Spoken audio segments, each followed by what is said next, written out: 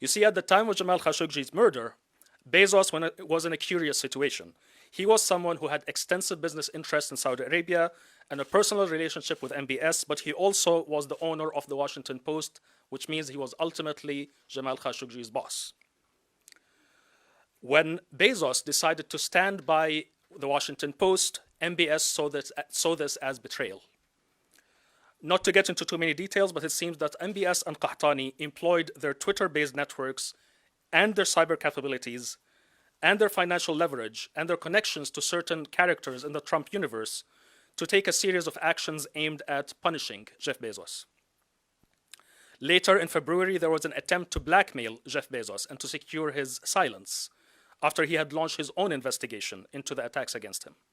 That blackmail attempt failed. Mainly because Jeff Bezos said no and exposed it. Immediately after, Jeff Bezos wrote this in a Medium post, which is now infamous. Immediately upon seeing that Medium post, my team and I started investigating the matter. I wrote some preliminary thoughts on Twitter soon after, and a couple days later, I was contacted by Jeff Bezos' investigation team, and we established a working relationship.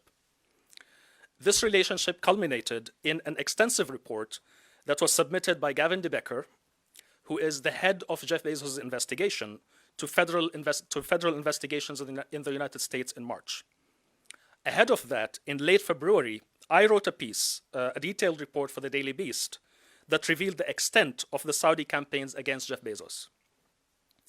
In late March, Gavin de Becker wrote his own article, also for the Daily Beast, summarizing the conclusions of his investigation, and the investigation concluded that the Saudis were inside Jeff Bezos' phone. Now, returning to the threats, it was during my work on the Bezos investigation that I felt that I had crosshairs on my back.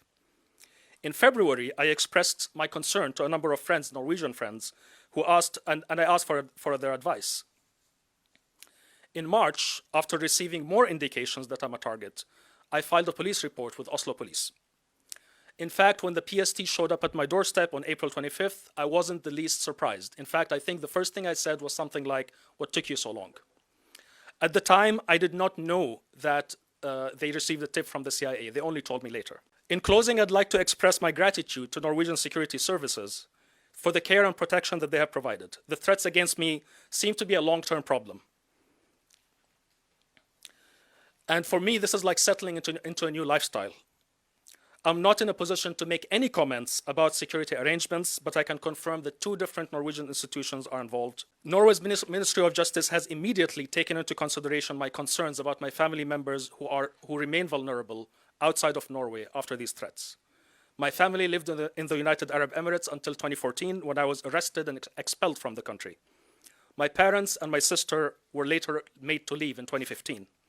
They now live as refugees in another country, and my father's mental health has deteriorated sharply after these events. I've been advised by security experts that my family is a soft target and that securing their safety is of utmost priority. I can no longer travel to see them. I need to bring them here for them to be safe.